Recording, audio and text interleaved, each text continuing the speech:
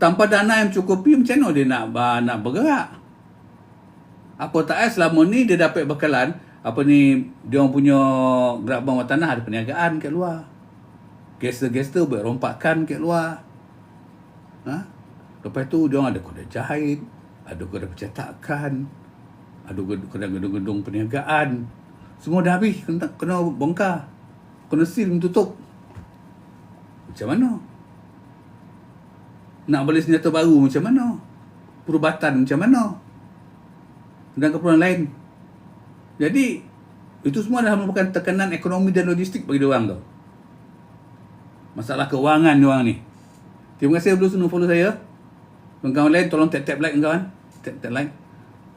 Tap like gratis mah. Tak kena bayar mah. Saya tak ada charge awak tengok saya punya live pun. Tap like saja. Tak perlu kasih hadiah. Kalau mau kasih tak apa, saya terima. Tapi saya taruh paksa punya.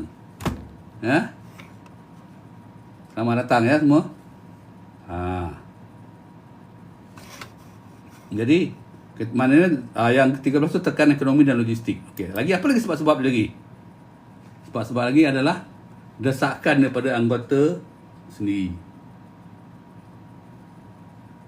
Dulu-dulu orang bawahan diorang ni tak berani nak bercakap tu.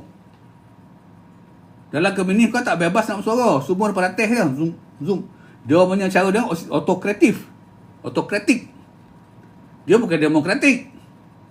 Segala keputusan tu dibuat oleh puak atasan. Nampak tak kes yang banyak kali perlu cerita tu kan, macam mana Cimpeng suruh regimen ke-8 tu kan, dan yang lain tu kan membunuh anggota-anggota dia orang yang baru sebab disyaki mereka tu adalah pembelot ataupun informer.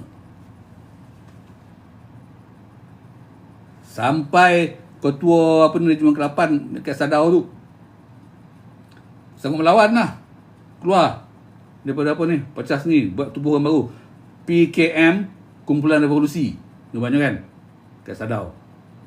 Pasal apa? Tak nak, dia tak mahu. Sekarang ni makin lama sekarang ni, bila dalam kesusahan kan semua, pemimpin orang dah tak ada reason dah, tak ada alasan dah lagi nak mengatakan jangan risau, kita boleh berjaya, dah tak ada alasan dah. Jadi anggota-anggota dia pun dah berani bersuara. Jadi desakan dari kalangan anggota sendiri itu adalah satu sebab juga kenapa dia sanggup untuk sign. Jawatan Kuasa Pusat ataupun atasan PKM mula terkesan dengan desakan daripada anggota dia sendiri untuk yang mau menamatkan konflik dan nak kembali pada kehidupan biasa. Nampak? Ramai dah tua, tak mampu lagi nak bertempur dah. Kau bayangkan, kalau masuk tahun 48, macam katakan umur 20. 48 umur 20. 49 50 51 52 48 58 58 68 78 88 Pada betul 60 tahun.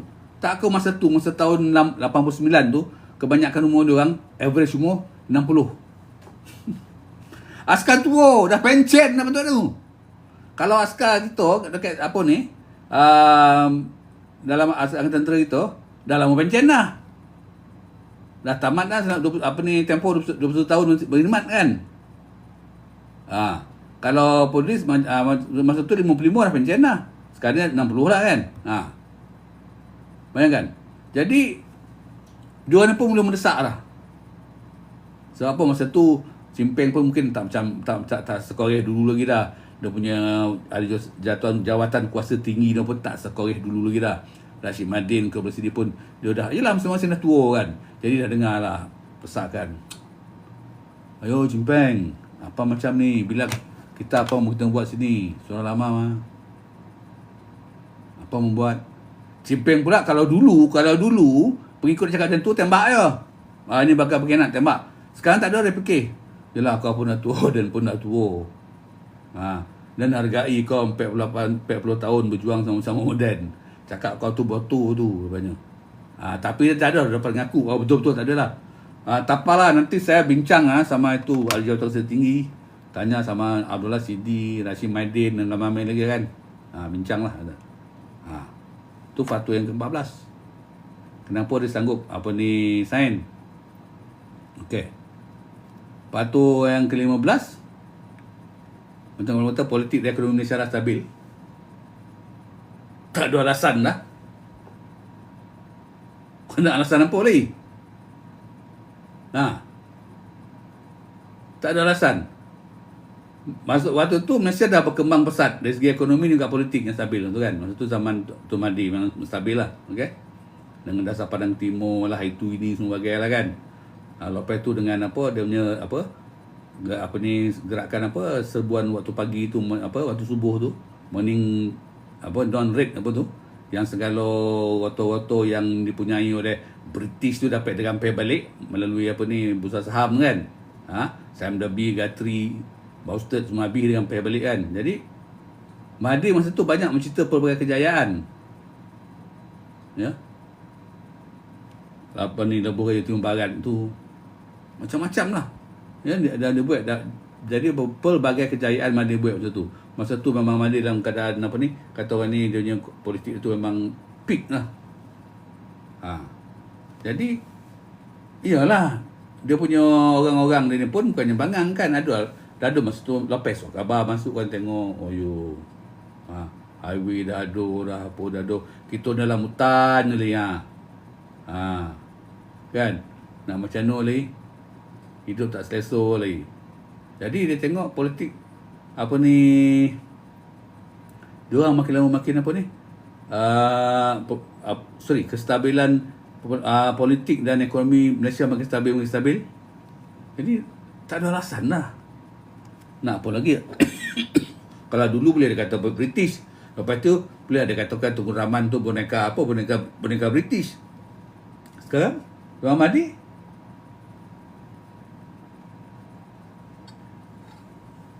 masa zaman Tun Razak dah merintis segala segala kemajuan dan pembangunan lah. Kan Tun Razak kan bapa ekonomi kita kan. Dia dah merintis semua tu dah. Lepas tu dapat Kek Hussein On, saya teruskan. Lepas tu dapat Kek Mahathir teruskan. Jadi keadaan politik dan ekonomi Malaysia makin stabil. Pemimpin Komunis Parti Melayu dah tak ada musabab untuk dia dia tak ada point lah nak bercerita lah. Kalau mungkin dia ada mestilah ada sesi dia punya macam nak bagi semangat kan. Tak ada point lah. Balik cerita tu dia punya pengikut pun dah boring lah. Tak ada alasan. Saya silap mesti kata Cimpeng, sekarang macam mana dah? Ini sekarang zaman Mahathir ya. Ini politik makin stabil, ekonomi Malaysia makin baik.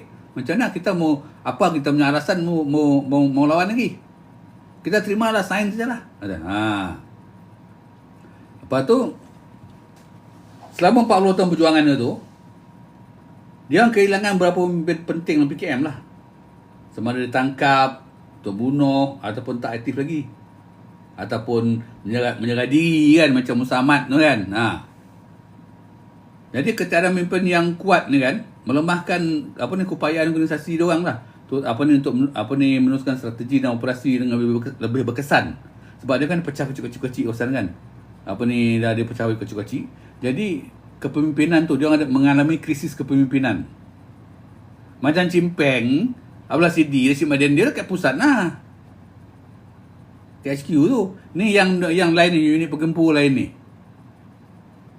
Dah banyak ada punya ketua-ketua mati kena tangkap. Dan ramai yang lari menyerah diri. Jadi itu pun salah satu alasan jugalah. Cimpeng pun nampak orang kuat aku ramai dah tak ada dah. Dah ramai yang kuat aku yang mati. Congco tu kan, salah satu orang kuat tu kan. Jangan tangkap. Dah mana tangkap, dah ramai mati tembak. Tinggal aku bertiga ni, aku Dolah dengan Rashid ni. Jadi dia menyedari yang PKM kehilangan pemimpin-pemimpin yang berwibawa. Yang terutamanya pemimpin bahagian bawahan dan pertengahan. Takkan dah cimpeng nak pergi berapa orang kan? Ngasih mana berapa orang, bersedia berapa orang, tak ada dah. Dia duduk kat HQ je. Dia harapkan dia punya lieutenant dia pergi perang. Sekarang ni lieutenant banyak dah tua, banyak dah mati. Askar-askar pun mungkin dah tua. Itu pun sebab-sebab itu. Lepas tu, senario antarabangsa, serantau lah. Kempen anti-komunis di peringkat serantau. Ke Asia Tenggara kan, banyak negara telah melaksanakan kempen anti-komunis dan berjaya mengekang pengaruh komunis.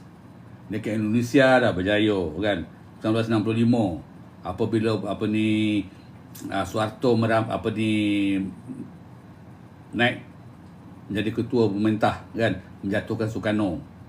Habislah masa tu dia bantainya komunis. Lepas tu kat Thailand juga.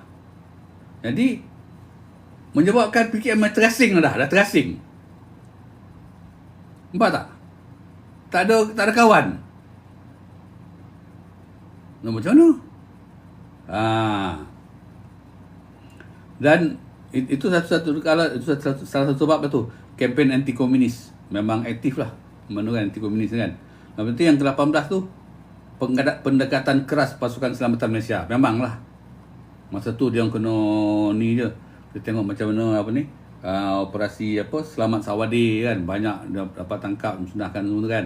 Walaupun anggota keselamatan itu banyak mengalami kecederaan tu banyak lah ya. Nanti Palung cerita nanti banyak yang kono tu kan, kesian juga kan.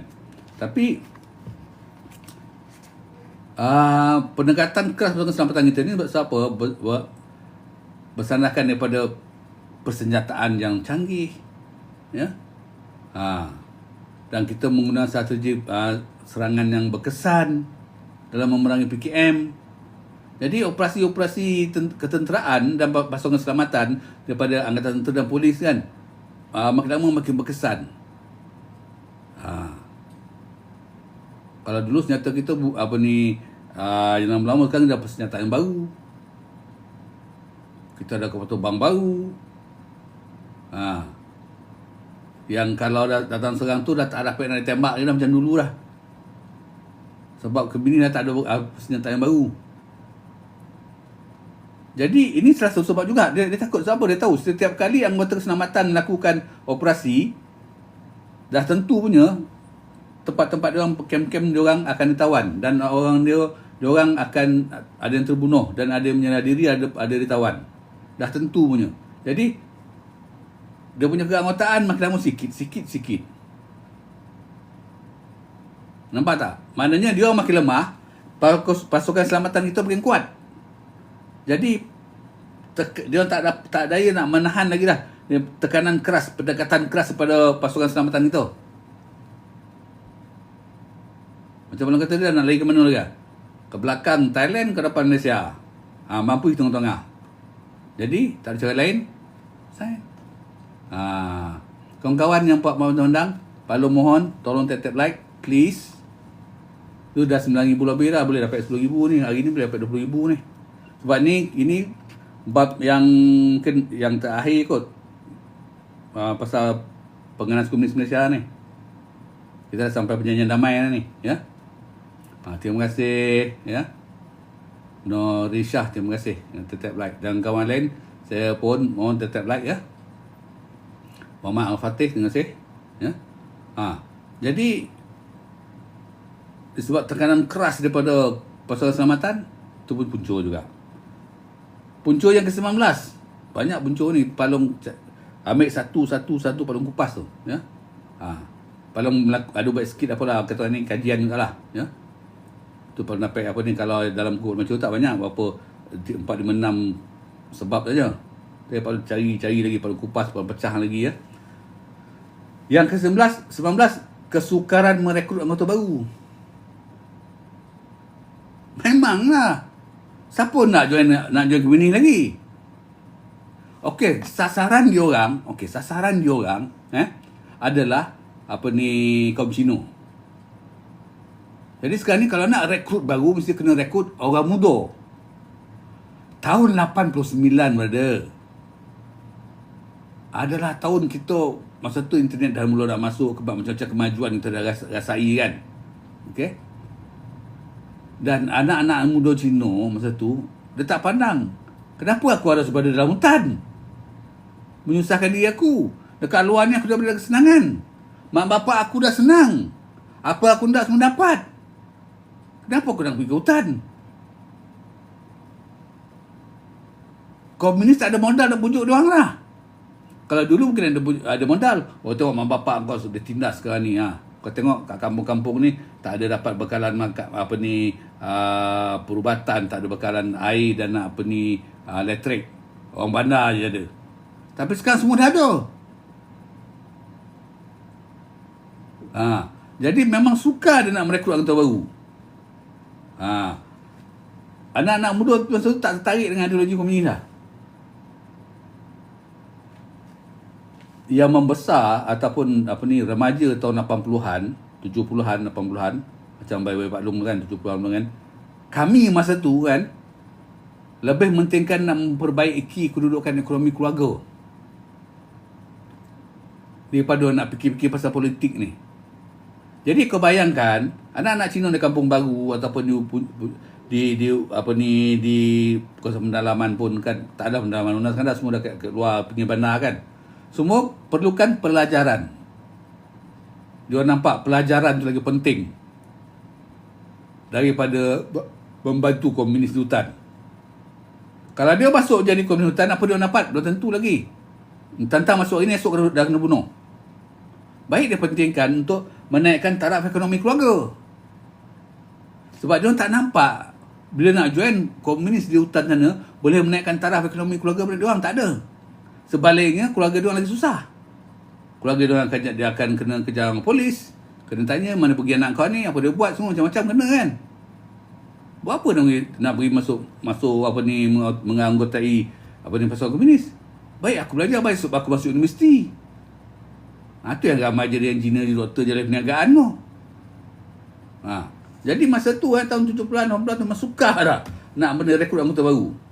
PKM menghadapi kesukaran untuk merekrut anggota baru kerana ramai golongan muda masa tu tak tertarik lagi dengan ideologi komunis. Macam mana kata tadi, golongan muda di Malaysia masa tu lebih berminat untuk membina kehidupan dan keadaan yang lebih aman, stabil. Bukan menyertai perjuangan bersenjata. Gone are those days, kata orang kampung Pak Long ni. Okay. Lepas tu itulah mana kesukaran untuk merekrut anggota baru. Reasonnya perlu beritahu tadi kan. Lepas tu pengaruh rundingan damai di Vietnam dan Laos. Kejayaan rundingan damai di negara-negara komunis lain seperti di Vietnam, di Laos memberi inspirasi kepada PKM untuk mempertimbangkan jalan damai. Mereka melihat bahawa revolusi bersenjata tak lagi diperlukan dan tak boleh menolong mereka untuk mencapai matlamat diorang, dan terpaksa juga melalui penyelesaian secara diplomatik. Yang ke-21, apa dia? Dia memikirkan keperluan masa depan yang lebih baik. Keperluan untuk masa depan yang lebih baik. Untuk parti diorang lah, ya. Okey. Ramai anggota PKM, terutama yang lebih tua, maksudnya yang Bayi Pak Long dah tua-tua ni kan, menyedari bahawa mereka memerlukan masa depan yang lebih baik untuk diri mereka dan keluarga mereka. Sebab apa, kalau dia duduk kat sempadan, duduk kat hutan, tidak menjadikan masa depan yang baik. Ya? Tidak menjadikan yang baik. Jadi, dengan adanya tawaran perjanjian damai dan pengampunan daripada kerajaan Malaysia ni, beri peluang untuk mereka memulakan kehidupan baru yang lebih stabil dan terjamin. Dia dah nampak. Jadi ahli-ahli PKM dalam dekat sempadan semua dah tekan Simpang, Rashid Madin pula. No, kau nampak ni, kita kena terima. Kita tak boleh dah tak boleh dah nak berjuang hutan dah. Ini semua dalam mimpi dah, tak payah dah. Nampak tak? Lepas tu tekanan dari masyarakat antarabangsa juga. Masyarakat antarabangsa terutamanya yang negara-negara yang punya hubungan baik dengan Malaysia, memberi tekanan kepada PKM untuk menyelesaikan konflik secara aman, terutama macam China lah, PKC kan. Malaysia juga diiktiraf di peringkat antarabangsa sebagai negara yang sedang berkembang pesat dan rundingan ini penting untuk menggerakkan imej negara itu di mata dunia. Dia bagi Pak Kerajaan lah, kita kena adakan rundingan ni. Kalau kita dapat buat rundingan perdamaian ni, orang pun nampak itu akan respect kita. Ini dari segi politik lah ni. Ini apa yang Mahdi punya pahaman lah ni, faham Mahdi tu. Okay. Terima kasih Al-Fatih masih meneruskan tap-tap like, Anwar 1, Annual 1, tap like. Kepada kawan baru masuk, siapa yang belum follow Pak Long, sila follow Pak Long. Okay. Dan kepada yang lain tu, sila tap-tap like ya. Okay. Lagi macam lain tu, faktor-faktor lain tu macam kehilangan pengaruh ideologi komunis kan di peringkat global. Macam kata tadi, ideologi komunis dah mosot, terutamanya keruntuhan Kesatuan Soviet, perubahan besar di Eropah Timur. PKM menyedari bahawa perjuangan mereka yang berasaskan komunisme tak relevan lagi dah dalam suasana politik, kerana suasana politik pun dah berubah. Nampak lah. Okay. Lepas tu kerjasama intelijen Malaysia dengan negara luar. Kerajaan Malaysia menjalankan kerjasama erat dengan beberapa negara luar dalam operasi intelijen dan bantu melemahkan sokongan PKM. Termasuklah akses pada maklumat strategik mengenai gerakan operasi diorang. Ini perkara sama ni. Rakyat Marhan ramai lagi yang susah, yang hilang suami berjuang menentang PKM, mereka dapat tanah. Sabar kata Mandu. Kalau belum cerita lagi aku dah dapat nanti.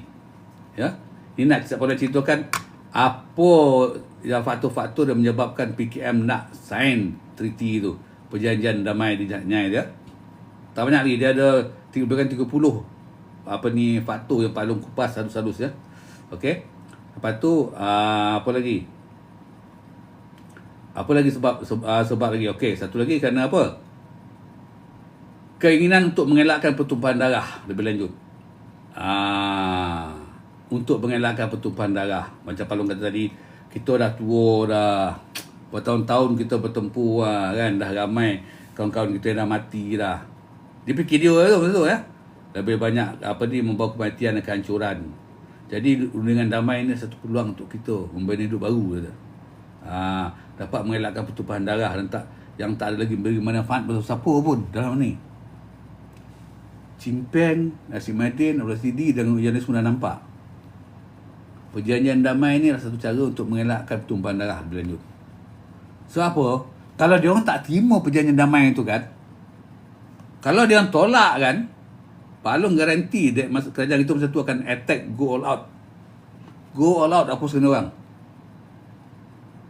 Sebab apa masa tu tahun 89 kita dah ada segalanya untuk menghancurkan satu ketumbukan perganas komunis yang kecil, jauh lebih kecil. Kita dah ada semua. Kita punya jet kita bukan kaleng-kaleng macam tu. Tahun 9 kita dah supersonic jet. Macam-macam kita dah ada canggih. Jadi komunis dah nampak. Kita kena elakkan dah tumpahan darah laku. Mungkin Rashid Madin ke Abdul Sidi ke ataupun yang lain kata kan, cakap cimpeng, kita kena sign untuk mengelakkan pertumpahan darah. Kita pun dah tua. Tentera-tentera itu semua dah tua.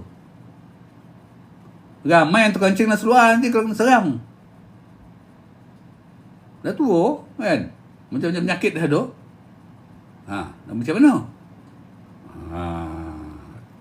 Dan lagi satu, dia orang nampak tu faktor lagi satu. Berbanding dengan Tengku Rahman, Mahathir ni bersedia untuk runding tau. Tengku Rahman yang cakap awal-awal, hampa nak menyerah kalah. Dia kata, tak ada runding. Runding kat baling dah fail. Sebab hampa tak nak senjata, tak nak menyerah kalah kan. Tengku offer lagi menyerah kalah. Tapi Mahathir tak, boleh bunding. Jadi dia nampak tu, sekarang ni kerajaan Perdana Mahathir bersedia untuk berunding. Apa kata? Kita kena ambil kesempatan ni. Sikap terbuka dan kesediaan kerajaan Malaysia di bawah Tun Mahathir untuk berunding dengan PKM memberi keyakinan kepada PKM yang konflik selama ni boleh diselesaikan secara damai tanpa penganiayaan atau tindak balas yang melampau daripada bekas anggota PKM. terhadap bekas anggota PKM. Sebab itu dah janji dia tu. Nanti kita tengok apa janji kan, apa itu dah janji dia kan. Okey. Faktor usia macam orang kata dah semua dah tua-tua. Dah tua-tua lah. Yang benda-benda tak ada orang. Masing-masing ada masalah kencing manis lah, masalah sakit jantung lah, masalah gout lah kan. Masalah apa lagi? Macam-macam masalah dah ada orang. Sepatu usia pun fikir, tak boleh lah. Kita ni semua ni old soldiers lah banyak. Dah tua-tua. Lepas tu kempen informasi kerajaan Malaysia berjaya. Ya, kerajaan melaksanakan kempen informasi berjaya meyakinkan anggota PKM bahawa mereka akan diterima kembali ke dalam masyarakat. Dan boleh memulakan kehidupan baru. Ni membantu memecahkan rasa takut dan curiga terhadap di kalangan anggota PKM. Kerajaan bagi jaminan. Kau jangan risau. Keselamatan kau orang dijamin. Kau boleh kembali ke dalam masyarakat. Macam tu. Kau jangan risau. Lepas tu, faktor ekonomi yang menarik di Malaysia. Yalah, Malaysia sekarang ni ekonomi dah berkembang. Jadi anggota PKM tengok nampak peluang tu. Jadi kalau dia tangani perjanjian perdamaian, jadi dia pun akan dapat mengecapi kata orang ni nikmat pembangunan ekonomi di Malaysia. Keluarga dia orang pun sama. Sebab ekonomi dah stabil, dah berkembangan pesat. Jadi nak pilih mana? Nak duduk lautan ke ataupun kita bunding, kita kita tak senjata, kita terima tawaran kerajaan. Mana nak? Coach Firdaus, terima kasih Coach Firdaus. Dan tap like. Azlina, selamat datang. Kawan lain boleh tap like. Lepas tu ini faktor ni walaupun tak berapa penting, tapi penting juga. Tekanan daripada pihak keluarga dan saudara diorang. Syed, dah lah tu Syed. Cukup dah Syed, 40 tahun kau dalam hutan Syed. Tak dapat apa Syed. Anak kau pun dah besar dah ni Syed. Semuanya. Dah lah tu dah lah. Apa lagi kau buat dalam hutan tu dah lah. Duduk kat luar lagi best dah lah. Macam-macam ada. Kita boleh pergi KFC, McDonald, kan.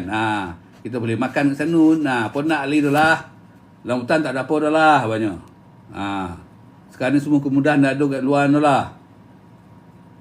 Cimpeng tu juga. Jadi ramai anggota PKM yang masih punya keluarga dan saudara mara dekat luar sana. Jadi dia ni menerima tekanan lah untuk meninggalkan perjuangan senjata tu. Kembali pada kehidupan biasa. Kalau tak tengok. Kau tengok orang tak ada apa dah. Semua dah ada dah kat jana bagi. Nampak? Jadi itulah 31 faktor. Dia ada lagi. Ada apa faktor? Banyak faktor pun buat. Memang Palung buat kajian tu ada 40 faktor. 41 faktor. 46 faktor. Okey, Palung kena baca sebab Palung pandai Palung buat ni. Palung buat kajian ni yang mengapa komunis menerima perjanjian ni kan sebab Palung buat kajian lah, baca satu bercerita sini kan, tengok apakah faktor-faktor yang menyebabkan penganas komunis ni menerima perjanjian tu kan. Okey. Satu lagi macam keletihan psikologi dan trauma tu dah tentulah. Kehidupan dalam konflik bersenjata ni dan penuh dengan tekanan dalam hutan tu kan. Tak boleh bila kan. Tiba-tiba kan Pangkutan Keselamatan tahu tempat dia orang bam dah kena bom. Psikologi lah. Trauma dan takut kan. Keletihan psikologi dan trauma kepada ramai anggota PKM. Okey. Ini menyebabkan ramai yang hilang semangat dah. Moral dah jatuh. Ni Lepas tu perubahan dalam matlamat peribadi juga. Personal dia orang. Selepas bertahun-tahun kau berapa orang, kau bayanglah, dalam 40 tahun berapa orang. Ini masuk Palung ni, perubahan dalam matlamat peribadi. Kalau Palung aja dia orang, aku dah 20 tahun berapa orang dah. Apa yang aku dapat ni? Apa yang aku cari ni? Dah mula tu dalam minda dia orang. Okey? Dia dah mula merenung dah matlamat hidup dia orang.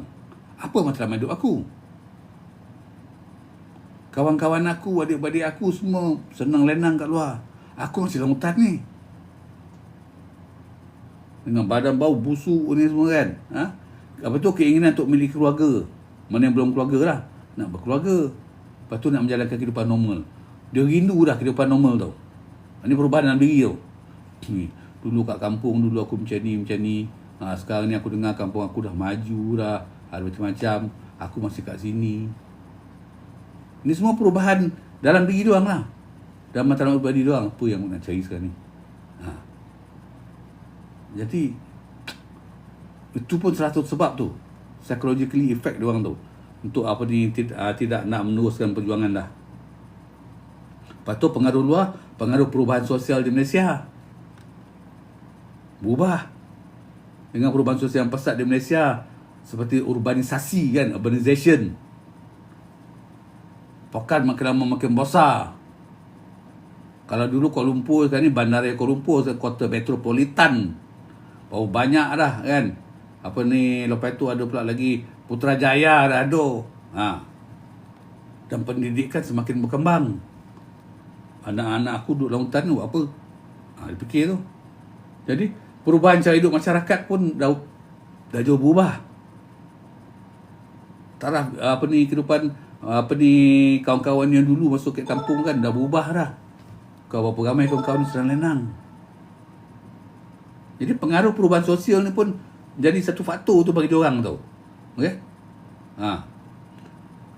Dan apa ni, anggota apa ni, budak baru pun dah tak terpengaruh lagi kan dengan apa ni, ideologi komunis.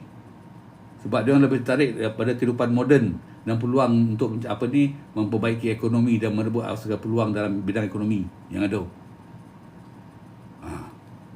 Jadi perubahan sosial di Malaysia tu pun dah satu faktor lagi. Lepas tu penghormatan terhadap proses damai antarabangsa. PKM juga terpengaruh dalam proses damai negara-negara lain. Macam kat Filipina, kan, Vietnam, di mana ada rundingan damai kan untuk menyelesaikan konflik. Macam Filipina, dia punya komunis pun buat rundingan selesai konflik.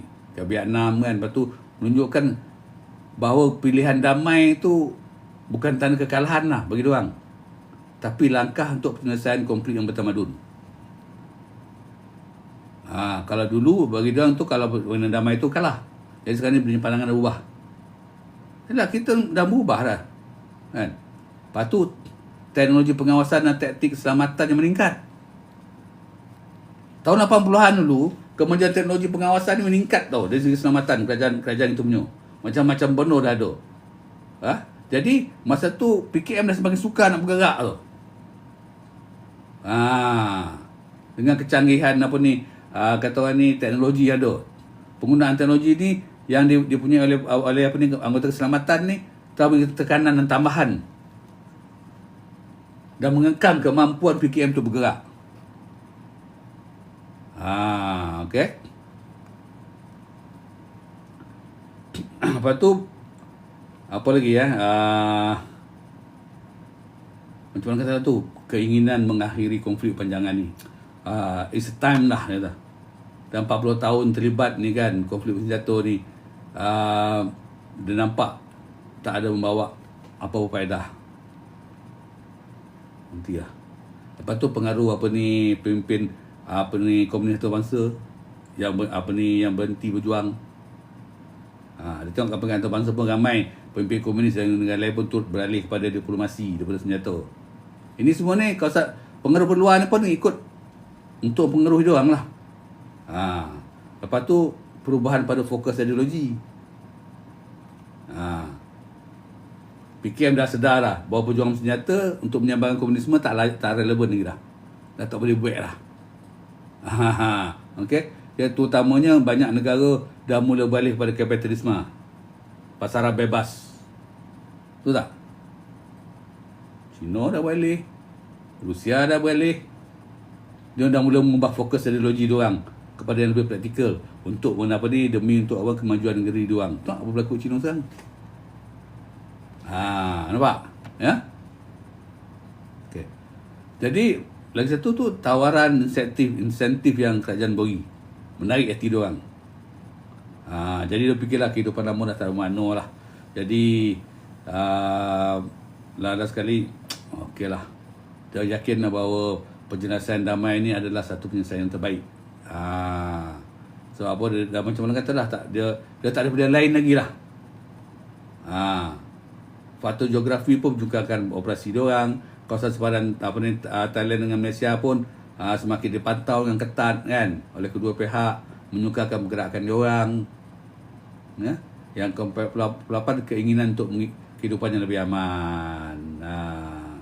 Jadi itu yang dia nakkan tu. Jadi dia kata akhirnya semua anggota PKM bersetuju, dan Chimpeng pun bersetuju, Dolah pun setuju, Rashid pun setuju. Okey, kita semua merindui kehidupan yang lebih aman dan tenteram.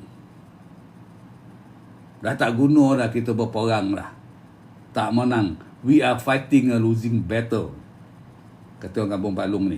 Okey, selepas bertahun-tahun terlibat dengan keganasan dan ketegangan, rundingan damai ini adalah satu peluang ataupun satu jalan keluar untuk diorang menikmati kehidupan yang lebih tenang dan stabil. Dengan meneliti semua faktor paling jelas tadi kan, akhirnya Parti Komunis Melaya pun setuju untuk menandatangani perjanjian damai di Anyai pada 2 Disember 1989. Okey, sekarang ni kita tengok apakah faedah atau benefit yang dinikmati oleh anggota PKM, okey, yang diberi oleh kerajaan Malaysia dan juga Thailand setelah perjanjian rundingan di Anyai itu dibuat. Ini benda-benda ni yang buat dia orang betul tendak ni. Benda-benda ni dulu Tengku Rahman tak offer. Mahathir berbaik bermurah hati offer semua ni. Kerajaan Mahathir lah. Apa faedah dia? Yang pertama, faedah yang diperoleh oleh anggota Parti Komunis Melaya setelah menandatangani perjanjian damai di Anyai itu, pertama, pengampunan penuh. Dengar ni, pengampunan penuh. Siapa yang tak ada dalam live ni, Pak Long ni kan, rugilah. Tak payah dengar. Jadi kawan-kawan tolong share, biar semua tahu apakah faedah-faedah yang Parti Komunis Melaya dapat. Apakah faedah-faedah anggota Parti Komunis Melaya dapat. Tolong kawan-kawan share pada kawan-kawan. Biar diorang tahu. Dia tak tahu nanti ni. Okey. Pertama, pengampunan penuh. Semua anggota PKM yang meletakkan senjata, bukan menyerah kalah ya, meletakkan senjata, diberi pengampunan penuh oleh kerajaan Malaysia dan Thailand. Ini bermaksud mereka tak akan didakwa ataupun dikenakan tindakan undang-undang atas segala kesalahan yang berlaku semasa konflik bersenjata dulu. Kau bayangkan, kalau dulu dia pernah bunuh anggota anggota keselamatan kita, dia pernah colek rakyat kita, dia pernah bagi kesusahan pada rakyat kita, terutamanya pada orang Melayu kan, dia dapat pengampunan penuh. Siapa tak nak? Ini adalah kemenangan bagi dia orang. Setuju tak cakap Balong ni? Setuju tak? Kalau setuju cakap juga setuju. Tolong tap like. Rugi siapa tak dengar ni. Ya. Lepas tu, kedua, kebenaran untuk kembali ke kehidupan awam.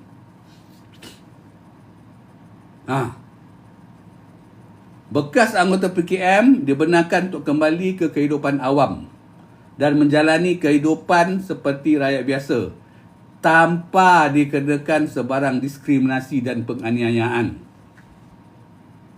Nampak? Betapa baiknya tawaran, betapa pemurahnya tawaran yang diberi oleh kerajaan kepada diorang. Nampak tu? Okey.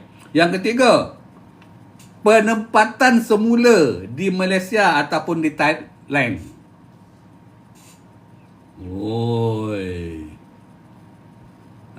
Memang jealous, Coach.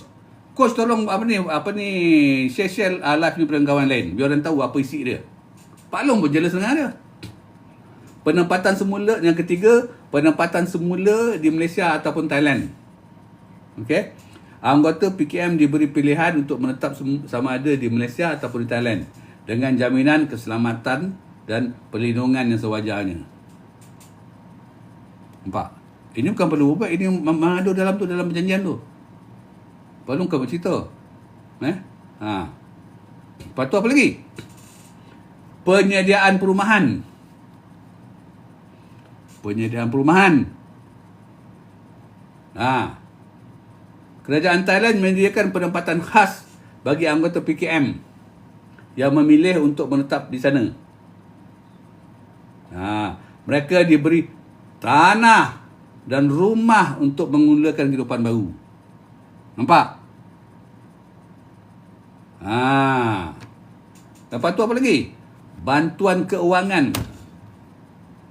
Bantuan keuangan disalurkan kepada bekas anggota PKM, membantu mereka untuk memulakan kehidupan, termasuklah untuk membina rumah, untuk menjalankan perniagaan, dengan kecil lah, dan untuk menjara keluarga. Nampak? Nampak tak yang kelima bantuan keuangan kan? Yang keenam apa dia? Peluang pekerjaan. Nampak? Benda baik kerajaan kita. Bekas anggota PKM diberi peluang untuk mencari pekerjaan atau menceburi bidang pertanian dan perniagaan kecil bagi menyara diri dan keluarga mereka. Program latihan kemahiran juga ditawarkan bagi membantu mereka untuk berintegrasi dalam ekonomi negara. Nampak? Bahagian nak palungkan. Nampak? Nampak tak? Okey. Lagi apa lagi? Kita bagi. Jaminan keselamatan. Jaminan keselamatan. Kerajaan Malaysia, kerajaan Thailand menjamin keselamatan kepada semua bekas anggota PKM. Okey.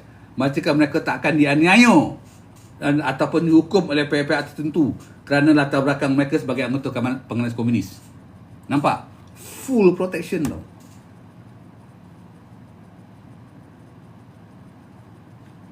Nampak? Okey. Lagi apa lagi? Hak untuk melawat atau tinggal di Malaysia. Bagi mereka yang memilih untuk menetap Thailand, okey, pergi ke Thailand. Mereka diberi hak untuk melawat saudara mereka dekat Malaysia, atau tinggal di Malaysia apabila masa pun boleh juga, tapi dengan syarat-syarat yang ditetapkan lah.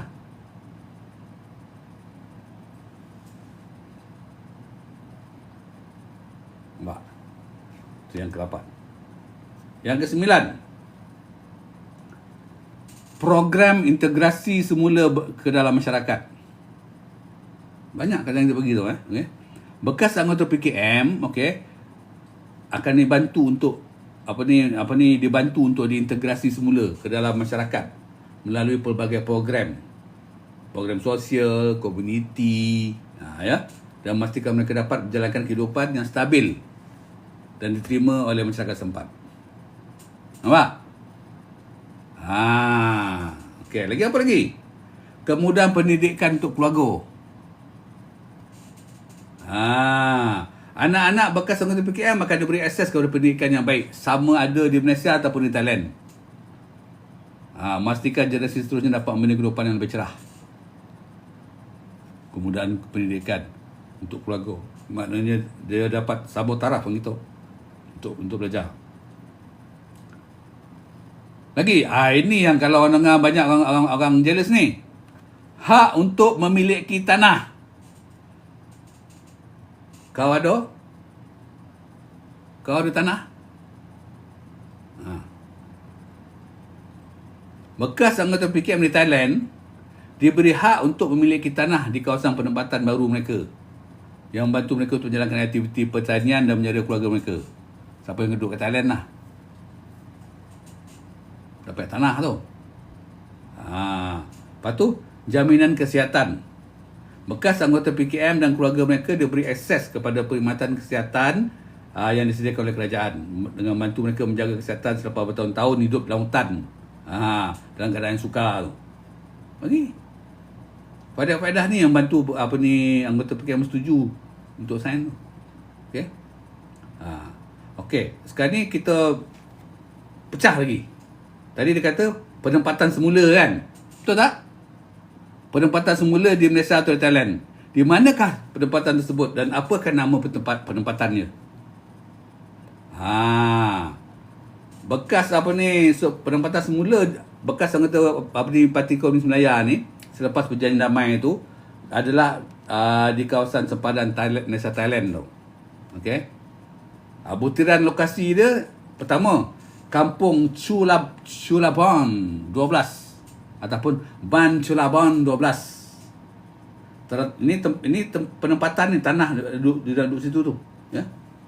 Okey. Penempatan semula di Malaysia dan Thailand kat mana tempat dia orang. Satu pertama Kampung Chulabon 12 ataupun Ban Chulabon. Terletak di kawasan wilayah Narathiwat, Selatan Thai. Ini merupakan penempatan utama yang diberikan kepada bekas anggota penganas komunis yang memilih untuk menetap di Thailand. Kampung ini menyediakan rumah dan tanah pertanian untuk membantu mereka mulakan hidup baru. Rumah dapat, tanah pun dapat. Untung jadi kebini dulu ni. Rumah dapat, tanah dapat. Tahu tak? Setelah penat lelah diorang ya, selama 40 tahun melawan kerajaan, 40 tahun menyusahkan kita, 40 tahun membunuh adik abang kita, ramai yang terkorban, ramai yang cedera. Apa dia dapat? Dapat tanah dan rumah. Kampung Perdamaian, yang kedua Kampung Perdamaian ataupun Ban Perdamaian. Terletak di Betong di wilayah Yala, selatan Thailand. Kampung ini dibina khas untuk menempatkan anggota PKM yang menyerah diri selepas perjanjian damai. Ini kampung juga. Mereka diberi peluang untuk menjalankan aktiviti pertanian dan perniagaan kecil di kawasan ini. Ini dua tempat yang terbesar lah. Ada lagi kampung selain 12 kampung tu kan. Selain kampung Chulabon dan Kampung Perdamaian ni, terdapat beberapa tempat lain, okey, yang turut diwujudkan untuk bekas anggota Parti Komunis Melayu selepas perjanjian damai di Anyai. Ada lagi. Nak tahu tak? Siapa nak tahu bagi tahu? Nak tahu? Tidak, Palung tak nak cerita lah. Siapa nak tahu selain daripada 2 tempat kampung tu lagi, ada tempat lagi untuk bekas-bekas anggota komunis ni diberikan tanah dan rumah. Kalau okey. Yang ketiga, Kampung Beringin. Kampung Beringin ni di daerah Beting, dalam wilayah Narathiwat. Penempatan ini juga disediakan untuk bekas anggota PKM yang memilih untuk tinggal di Thailand dengan kemudahan asas rumah dan juga tanah pertanian. Kampung Tanjung. Kat mana? Kat Betong. Yalah. Yang menjadi satu penempatan bagi bekas anggota PKM.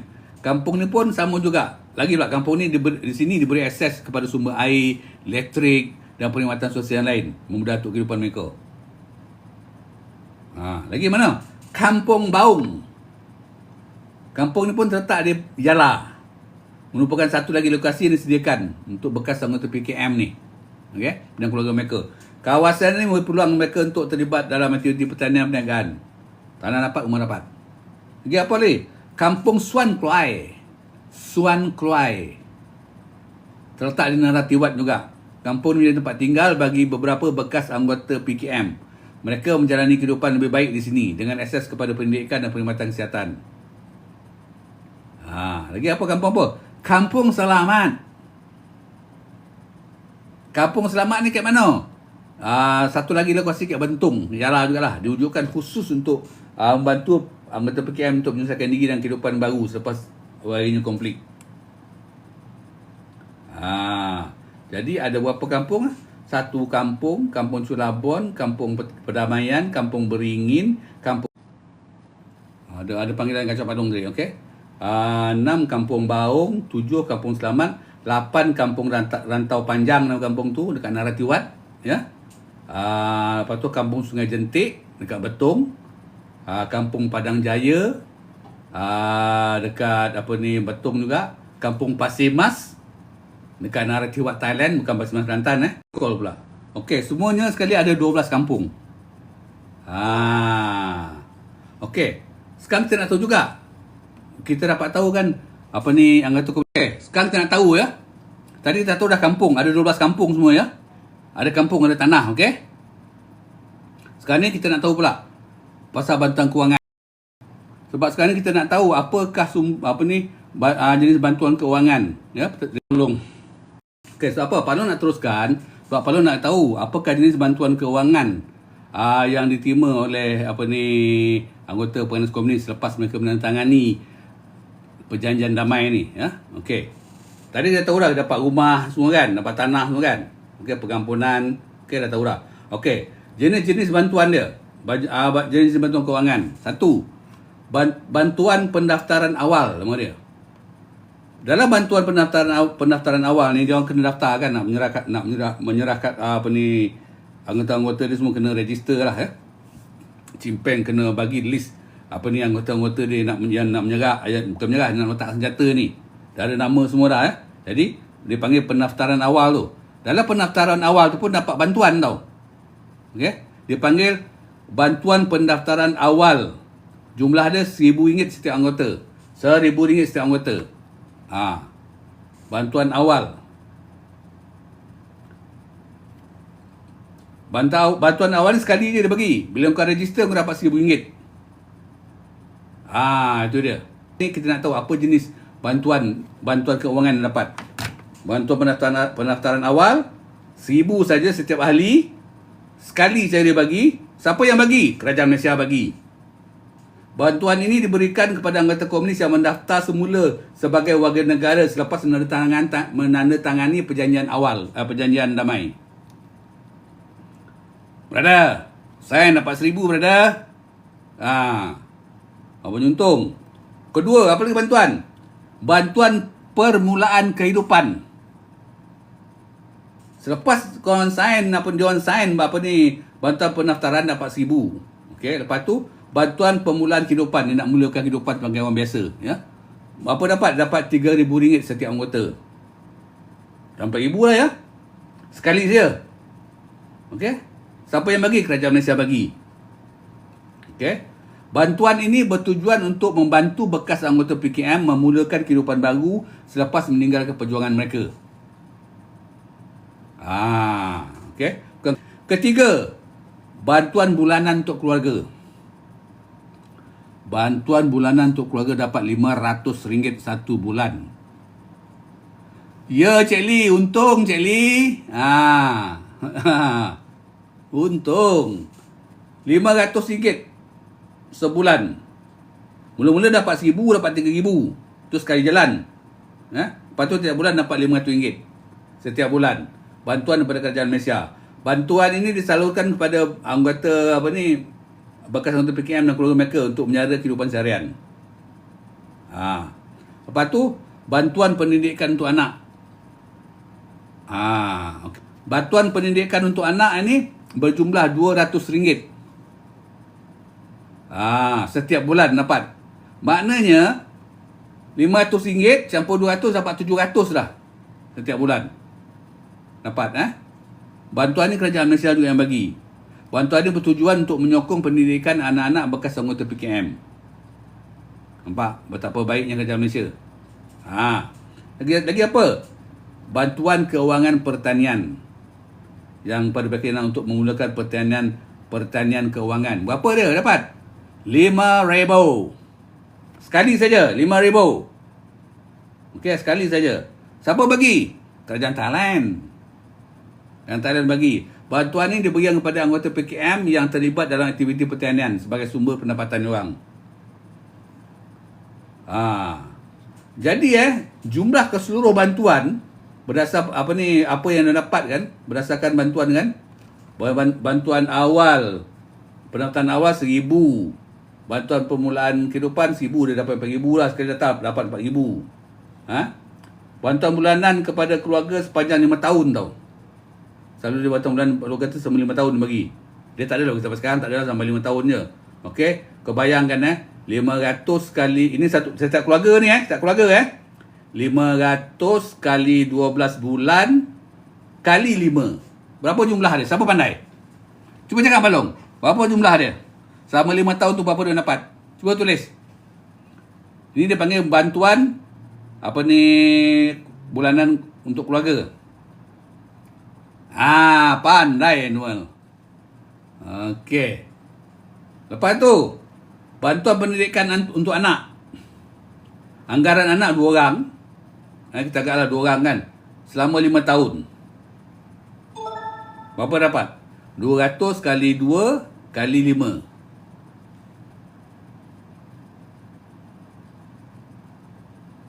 Kayo Cik Lee. Lepas tu bantuan kewangan pertanian. Jadi kalau total semua lah, kalau kita tengok berapa dia dapat lah kan, total semua kan. 1,000 campur 3,000 kan, campur 30,000, campur 2,000, campur 5,000, kata semua 41,000 berdasarkan bantuan yang dapat diperolehi. 41,000 selama 40 tahun menentang kerajaan, menyusahkan kita kan, menghuru-harakan negara kita, ya. Banyak apa ni melibatkan terkorbannya anggota keselamatan kita, ya. Akhirnya dia bila dia setuju menandatangani perjanjian damai itu, banyak terdapat. Siapa yang beri bantuan? Kerajaan Malaysia dan kerajaan Thailand, ya. Okey, kita nak tahu juga Palung buat ni belum kaji lagi apa lagi kan. Bantuan kewangan yang disebut atas tu kepada bekas anggota komunis, ya, sebab perjanjian damai itu kebanyakan ada bantuan diberikan secara sekali saja ataupun tempoh tertentu. Kalau nak tahu apa kan? Dia kata status dan kelangsungan bantuan ni mungkin berbeza ikut situasi lah, ya. Okey. Bantuan penentuan awal dan bantuan permulaan tu kehidupan sekali saja. Umumnya inilah bantuan untuk tak berterusan, hanya lebih sekali je pada awal proses masa dia sign tu. Lepas tu bantuan bulanan untuk keluarga tu, bantuan bulanan ni telah dihentikan lah. Ataupun mungkin paling check lah sekarang ni apa yang berlaku sekarang ni kan. Sekarang ni bantuan tu dah tak ada dah dihentikan. Dan ataupun bergantung pada kerajaan lah. Kita pun tak tahu kerajaan macam mana kan. Tapi yang apa dah dapat tahu dah dihenti dah. Yang dah lama kan, berapa tahun dah. Takkan sampai sekarang nak bagi kan. Dulu masa anak dia masa tu kau umur 5 tahun. Anak umur 5 tahun, 5 tahun lah, 6 tahun kan. 7 tahun nak sekolah kan. 7 tahun tu 89. 89, 99, 2009, 2019. Dah 30 tahun lebih. Takkan nak bagi lagi kan. Tak logik lah kan. Mesti kerajaan bagi paling lama pun 5 tahun macam bagi. Kerajaan kita takkan nak bagi macam tu kan. Kalau bagi macam tu melampau lah kan. Okey. Bantuan pendidikan anak pun status pun tak tahu lah masih wujud tidak lagi. Tapi kalau bantuan pendidikan untuk anak ni, anak dah besar takkan nak bantu lagi, takkan nak bagi cucu tu pula. Melampau lah kan. Bantuan kewangan untuk pertanian, ini mungkin ada, itu bergantung pada kerajaan Thailand. Dia buat bagi tidak bantuan tu. Jadi kan secara keseluruhannya kan, sebarang bantuan yang ada kini mungkin telah melalui proses pembasuhan dan ia bergantung pada dasar kerajaan yang sedang berjalan lah. Tak tahulah macam mana sana kan. Dan macam pencen kan Cik Lee kan. Untung jadi Kementerian pencen. Tak adalah. Lantak lah tak tahu kan. Jadi kita tengok juga. Dia kata dalam apa tu dia bagi peluang pekerjaan. Jadi perlu tanya juga lah kan. Peluang pekerjaan jenis apakah peluang pekerjaan yang ditawarkan kepada diorang ni. Okey. Berikut ni adalah jenis-jenis peluang pekerjaan yang diberikan kepada bekas anggota penganas Komunis Melaya selepas perjanjian damai di Anyai, serta maklumat mengenai kerajaan yang bertanggungjawab dalam lokasi sekali ya. Okey. Peluang pekerjaan, satu, peluang pekerjaan dalam sektor pertanian. Sektor pertanian ada, okey. Bekas anggota PKM diberi peluang untuk terlibat dalam aktiviti pertanian seperti pertanian padi, sayur-sayuran, tanaman kontan kan, termasuklah kerja ladang sebagainya. Tu yang dia nak bagi tanah tu kan. Berapa hektar? Ada seorang mengatakan 7 hektar, tapi mengatakan 2 ataupun 5 hektar itulah. Dapat tanah tu. Kerajaan Thailand bagi. Tu dia dapat duit, dapat tanah, dapat rumah. Berbaloi jugalah perjuangan dia orang selama ni. Kan? Cuma dia tak dapat perintah negara itu je. Okey. Pekerjaan dalam sektor pembinaan pun ada. Terdapat peluang pekerjaan dalam industri pembinaan pun dibagi peluang kan. Macam pekerja buruh binaan, pekerja mekanikal, ikut dia orang punya kepakaran dia orang lah. Lepas tu perkhidmatan dalam sektor perkhidmatan pun ada. Peluang untuk bekerja dalam sektor perkhidmatan macam kat restoran, kedai runcit, pusat pemulihan pun ada juga. Ini termasuklah sebagai pekerja sebagai pengawal keselamatan dan penyelenggara bangunan pun ada dibagi tawaran kan. Lepas tu pekerjaan di sektor perusahaan kecil. bekas anggota komuni ni diberi bantuan untuk melakukan perniagaan kecil. Seperti kedai buncit ke, kedai makanan ke, dan perniagaan lah yang berasas komuniti. Lepas tu dalam kerajaan tempatan. Terdapat peluang untuk berkhidmat dalam jawatan agensi kerajaan tempatan termasuk dalam bidang kebajikan atau pemulihan masyarakat. Ini Allah Alam baru nak tahu. Ada tidak baru nak tahu. Okey. Kerajaan yang bertanggungjawab adalah kerajaan Malaysia dan kerajaan Thailand. Sebab dia tangan ni kan. Kerajaan Malaysia mainkan peranan utama dalam menyediakan peluang pekerjaan ni. Terutama melalui agensi seperti Kementerian Sumber Manusia dan Jabatan Tenaga Kerja lah. Itu kita kena cek further lah, waktu tidak kan, tak tahu. Tapi apa yang Pak Long cari info tu ada mengatakan tu. Kerajaan Thailand tak apa. Kerajaan Thailand ni terlibat memberikan peluang pekerjaan bekas anggota PKM di wilayah-wilayah kalau dia menetap dekat Thailand lah. Okey. Negeri kat mana kebanyakan oleh Narathiwat ya. Banyak peluang pekerjaan ditawarkan di Thailand di mana bekas PKM sering tempatkan Narathiwat, wilayah Yala dekat Betong ya. Di wilayah Yala juga menjadi lokasi utama bagi penempatan dan juga peluang pekerjaan bagi anggota komunis ya. Lepas tu kita nak tahu juga siapa dalam tu dia kata ada program integrasi semula kan, yang di mana lakukan dan berapa kerap kita nak tahu. Dalam perjanjian tu dia kata macam tu kan. Jadi dia kata program integrasi semula tu seperti program latihan kemahiran diberi untuk diorang ya. Program ni menyediakan latihan dan dalam pelbagai kemahiran seperti pertanian, perniagaan kecil, kemahiran teknikal, macam mekanik atau elektrik lah. Lokasi dia kebanyakannya di Narathiwat dan Yala, bukan di Malaysia lah, kat Thailand. Thailand banyak lah bagi terlibat dalam program ni ya. Kekerapan program tu dia lakukan secara berkala tau. Setiap 6 bulan. Masa itulah. Program ni dijalankan selama 3 tahun selepas perjanjian damai itu ditandatangani. Maknanya latihan program latihan kemahiran ni ditaja oleh kerajaan Thailand dekat Narathiwat dan Yala. Susah sangat nak sebut ya. Okey. Dia buat selama 3 tahun pun tak ada lah. Mana sekarang tak ada lah ya. Lepas tu program pendidikan dan kesedaran. Okey. Program pendidikan kesedaran ni program ini untuk memberikan pendidikan mengenai hak-hak asasi manusia, kesedaran sivik, integrasi sosial ni macam brainwash sikit lah. Tak tahu lah ini kira kesedaran dan kodonan tu biar menolak. Yang selama ni kan dia orang pemikiran ni kan pahaman komunis kan. Ini pun dilakukan di kampung-kampung seperti di kampung Chulabon 12 dan kampung Perdamaian.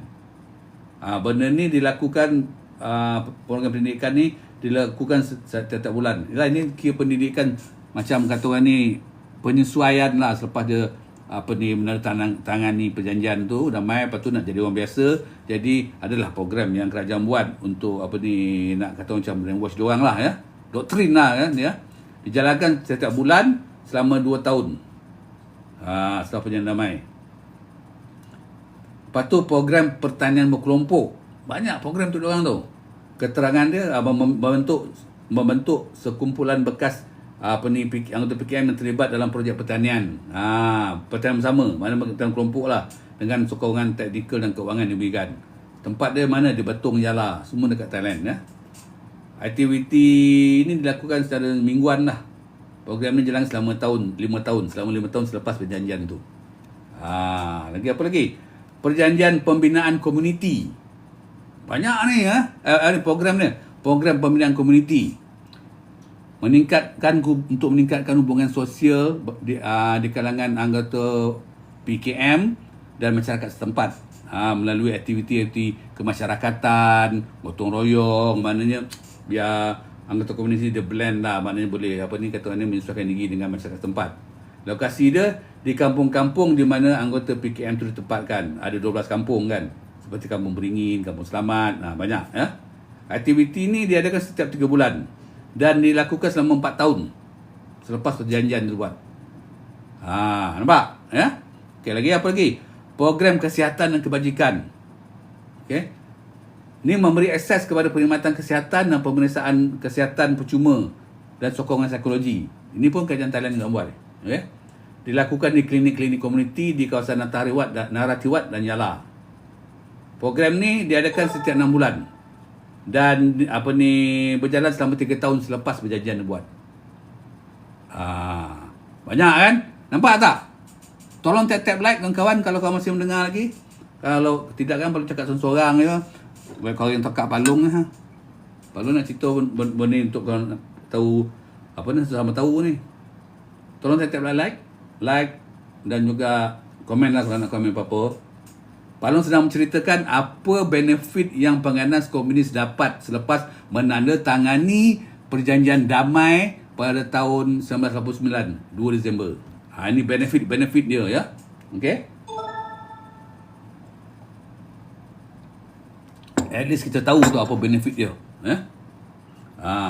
Program kesihatan tu selama 6 bulan. Okey. Jadi kesimpulan ni kan, lagi kita tahu hak untuk miliki tanah tu kan. Kan dia dalam perjanjian tu salah satu benefit dia mendapat hak memiliki tanah. Selama 40 tahun dia orang berjuang menentang kerajaan, akhirnya selepas menandatangani perjanjian dia orang dapat tanah. Sebab apa?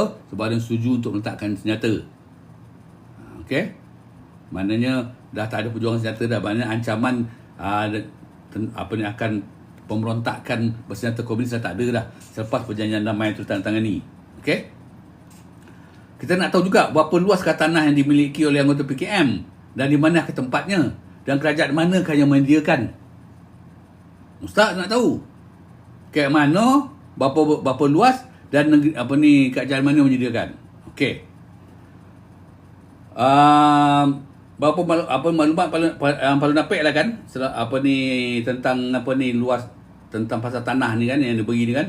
Luas tanah yang dimiliki, dikatakan setiap anggota PKM diberi hak memiliki tanah seluas 2 hingga 5 ekar. Mana tu 0.8 hektar hingga 2 hektar bergantung pada bilangan anggota dan keperluan mereka.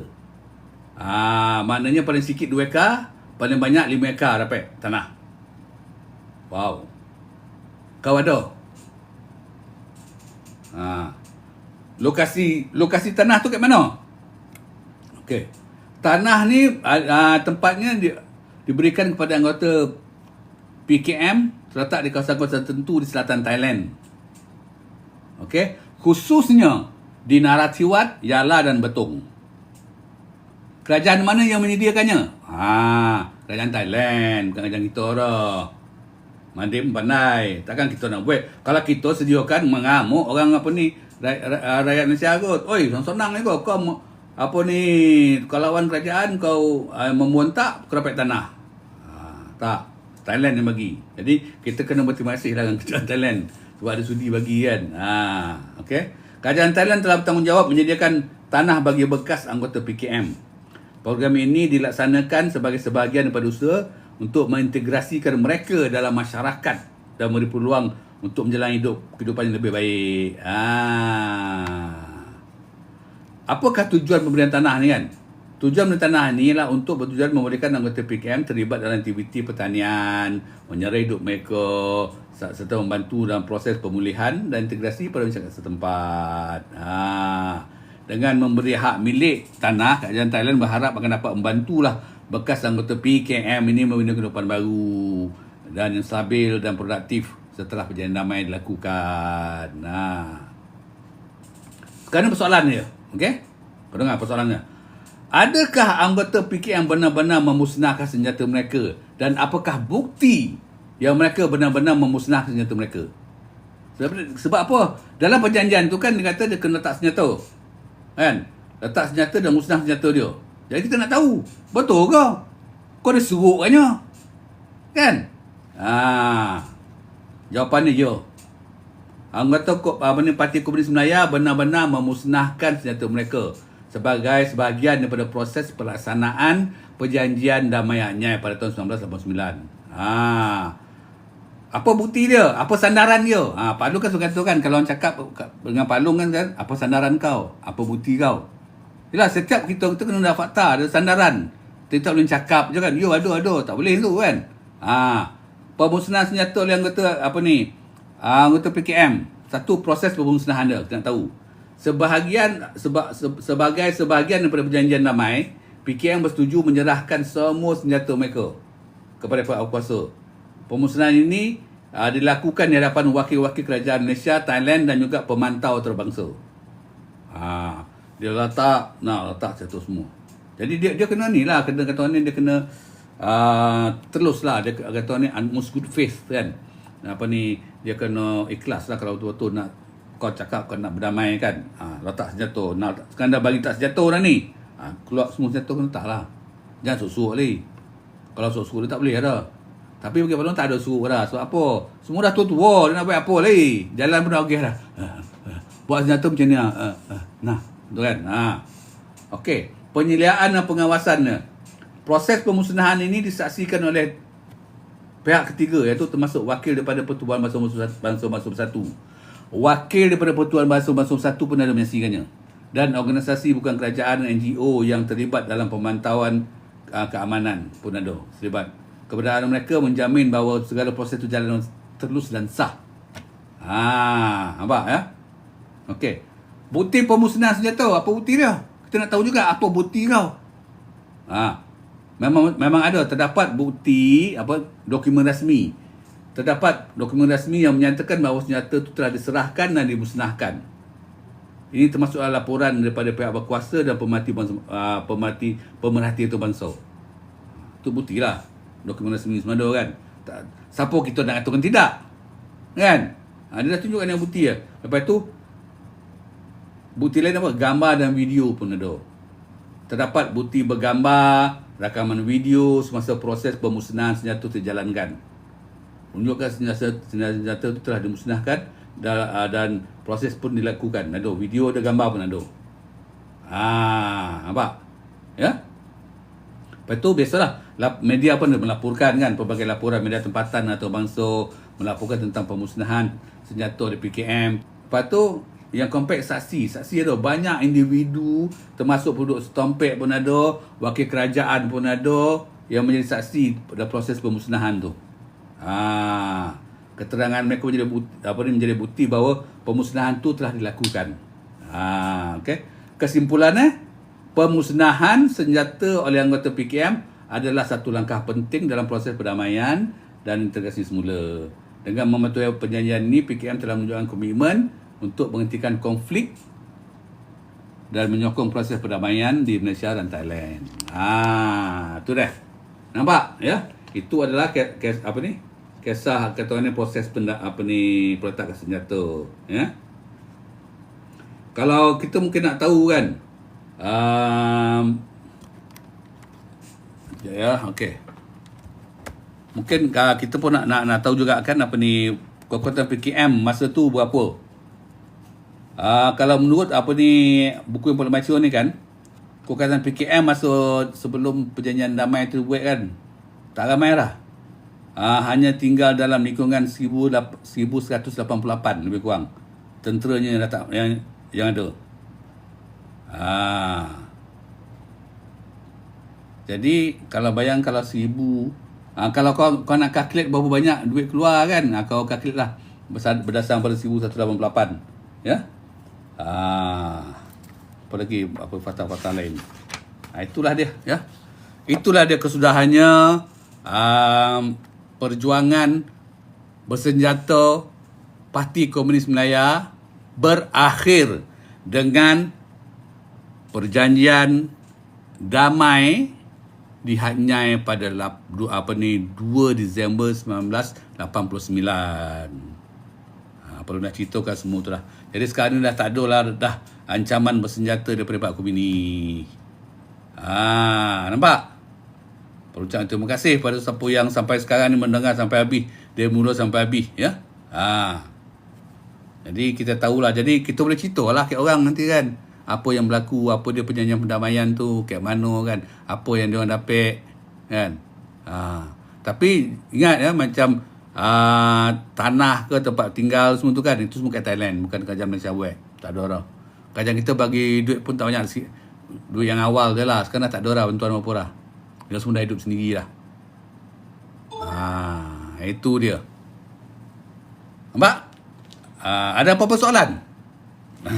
Kau ada lah kan. Kau ada yang masih mendongar lagi lah. Ada apa-apa soalan? Kalau ada silalah tanya. Kalau Pak Long menjawab, boleh jawab. Ya. Ada yang tanya pasal pasukan PKS, Parti Komunis Sarawak. Ada kalau nak ada tu boleh cerita lah. Mungkin next boleh nak cerita pasal apa? Kisah perjuangan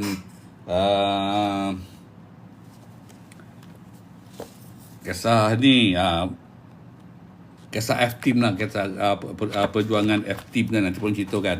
Tapi itulah Pak Long agak bila Pak Long cerita ni korang kena lah bantu bukan bantu Pak Long, sebab buku yang Pak Long baca ni adalah buku karangan seorang bekas anggota Polis Diraja Malaysia, seorang pegawai polis, Tuan Zahriman Alias. Jadi eloklah korang beli buku dia, support dia kan. Macam Pak Long beli buku dia tu, Pak Long support dia. Sebab Pak Long beli ni bukan Pak Long dapat apa, Pak Long tak dapat apa-apa pun.